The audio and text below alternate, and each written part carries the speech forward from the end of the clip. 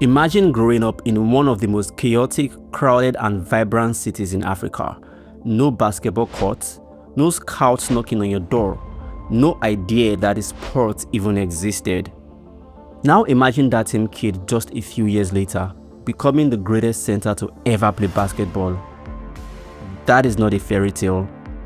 That is the true story of Hakeem Olajuwon, the man they called the Dream. Today we are going back to how it all started from the streets of Lagos in Nigeria, and we'll be following one of the most remarkable journeys in the history of sport, from a football field in West Africa to the top of the basketball world. Now let's get into it.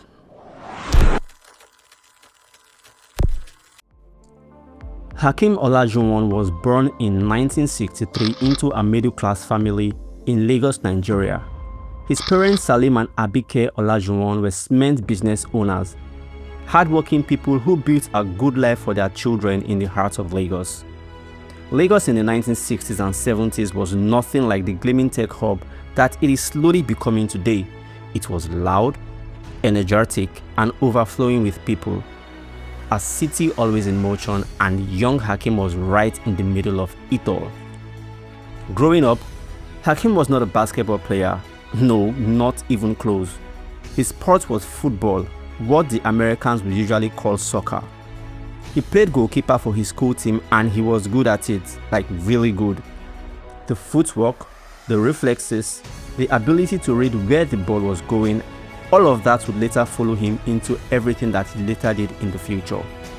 He also played team handball, another sport that demanded coordination, quick hands and the ability to move in small spaces under pressure.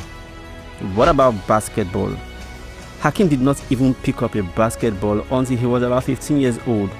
Now that is almost unthinkable when you compare it to American players who are already dribbling and shooting from the time that they can walk.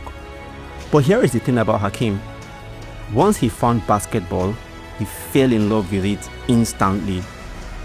His high school, the Muslim Teachers College in Lagos, had a basketball program, and his coach saw something in this tall, athletic teenager. Hakeem was already around 6 feet 5 inches and was still growing. He had soft hands from handball, quick feet from football, and an instinct for the game that most players take years to develop.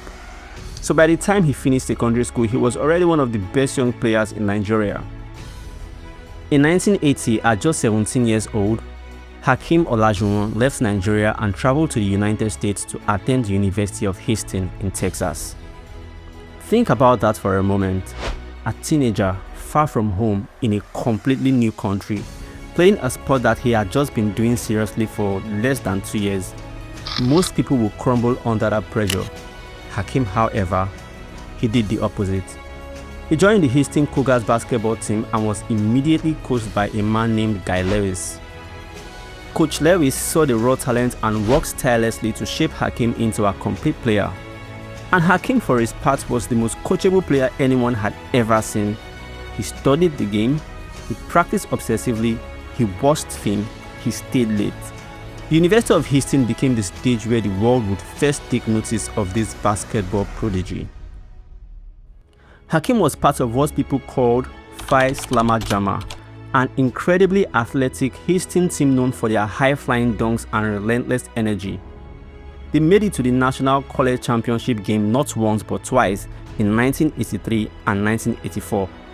Sadly, they did not win either title, but Hakeem left college as a household name in American basketball. He was named to the All-American team, and he was considered one of the most exciting prospects that the sport had ever produced.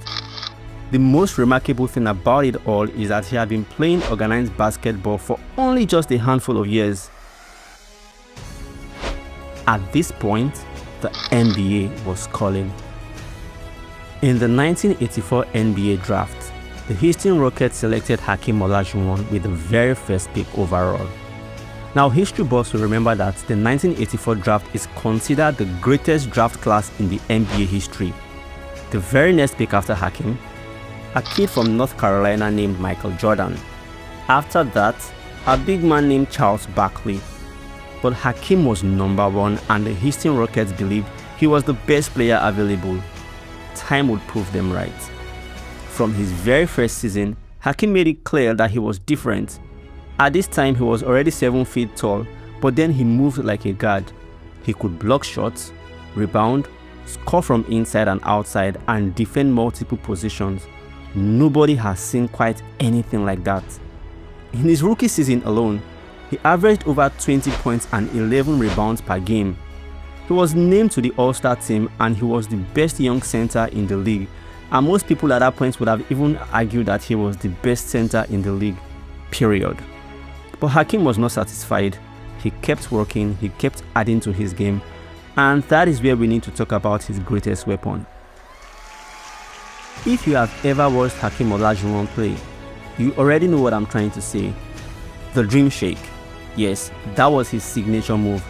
And it was not just one move, it was a collection of fakes, spins, footwork patterns, and counter moves that were strung together in a sequence that left defenders completely confused about which way he was going.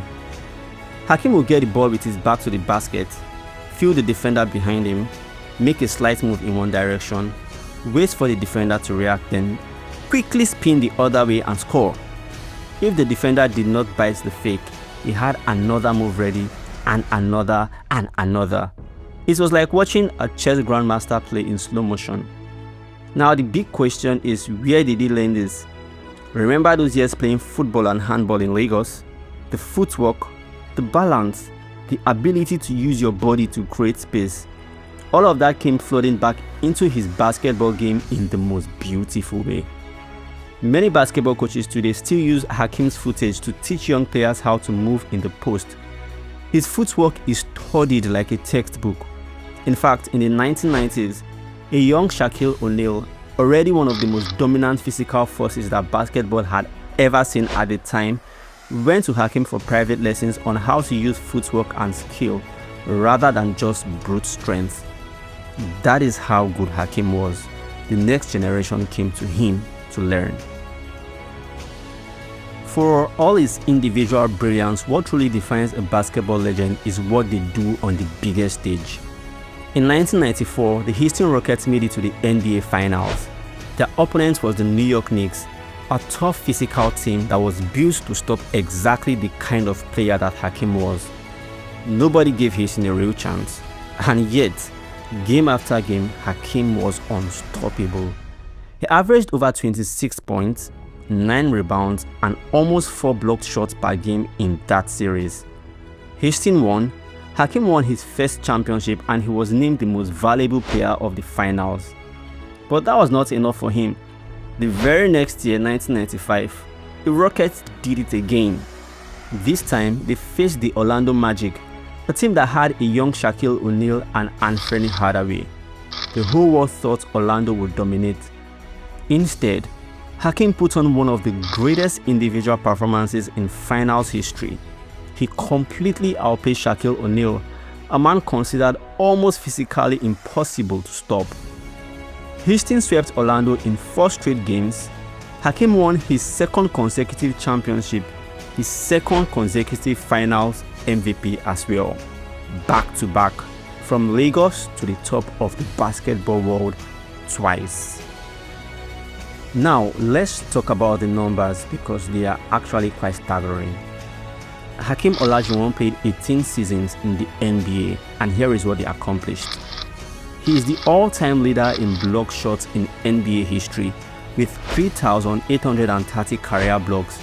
Nobody in the history of professional basketball has blocked more shots than the kid who came from Lagos and who only started playing basketball at the age of 15. He scored over 26,000 career points and grabbed over 13,000 rebounds, putting him in a very small group of players to achieve both milestones. On the individual award side, he was named the league's most valuable player in 1994. He won the Defensive Player of the Year award twice, in 1993 and 1994, recognizing him as the best defender in the entire league. He was an NBA All-Star 12 times, and he was named to the NBA First Team 6 times. He was named to the All-Defensive First Team 5 times, and he won the Finals MVP award twice. And in 2008, the NBA officially named him as one of the 50 greatest players in basketball history. He belongs on that list without any debate.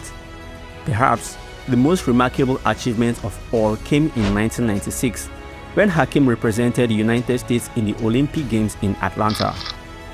At that point, he was already a two-time NBA champion. He chose to represent the country that had catapulted him to the world stage.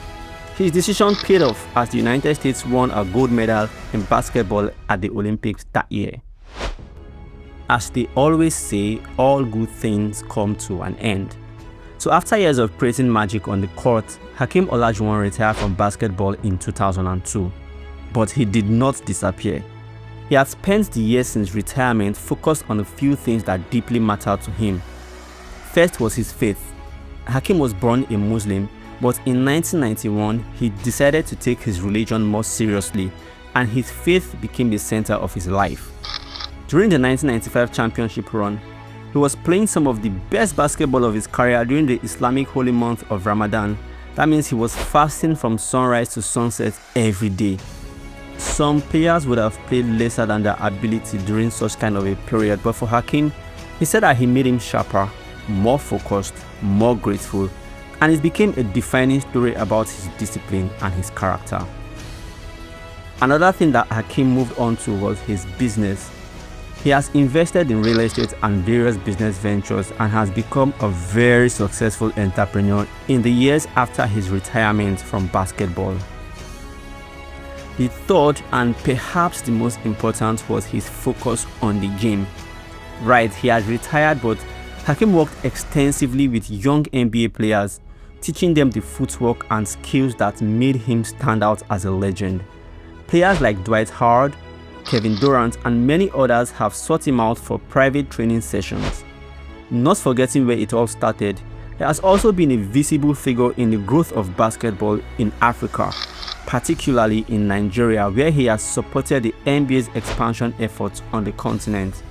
He has also run multiple basketball camps and clinics, inspiring a generation of African players who are now following in his footsteps. Hakeem Olajuwon did not grow up with a basketball. He did not have private coaches or fancy training facilities. He grew up in the streets of Lagos, playing football with his friends and learning how to use his bodies in ways most people never think about. He came to America at 17 with almost nothing but talent, work ethic, and an unshakable belief in himself. And he changed the NBA forever. He showed the world that a player could be big and quick, powerful and graceful, dominant and intelligent all at the same time. He opened the door for every African player who came after him, and he proved that greatness has no zip code. Hakeem Olajuwon is the dream, and for anyone who has ever been told they started too late, came from the wrong place, or did not fit the mold, his story is proof that the dream is always possible. If you have enjoyed this video, hit the like and subscribe button and let us know in the comments, who do you think is the greatest center of all time?